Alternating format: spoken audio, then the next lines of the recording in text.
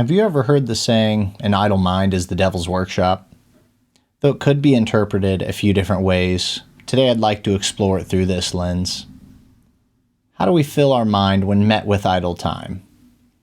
Do we get into a project, listen to something, or begin to scroll? It seems like scrolling mindlessly through social medias is becoming more commonplace than it ever has been, and you see it everywhere. Waiting in lines, in traffic, and other places where seemingly mundane occurrences take place. It seems acceptable because we've grown accustomed to seeing it. I remember being at the laundromat with my grandma when I was young. They had a few arcade games there to keep us kids occupied for a little bit, but we'd ultimately lose interest or run out of quarters to play. Once that happened, what was there to do? Ultimately, we'd end up in conversation with someone else there that we had never met before.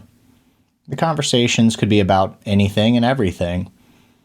I didn't realize it at the time, but those conversations were opening doors to new perspectives, experiences, and thoughts. And though we may not have always understood or agreed, we would always give our best to be attentive and try to.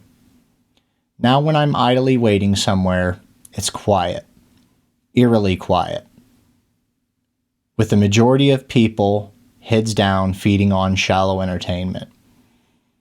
Oftentimes, a lot of us talk about feeling isolated from this world, yet most would argue that this technology is bringing us closer together and better connecting us. And in some ways it might be. But I'd argue to my grave that this alleged connectivity is creating more distance between us. Engaging through entertainment such as social media is extremely one-sided the majority of the time. Though it may seem otherwise, there are limited opportunities to truly create depth with another person in these digital environments. We've all become addicted in some way or another to the technology in our hands. Where we used to have idle space in our minds to generate new thoughts and ideas, we now fill that time and space with surface-level satisfaction, instead of growing our minds and grokking with others.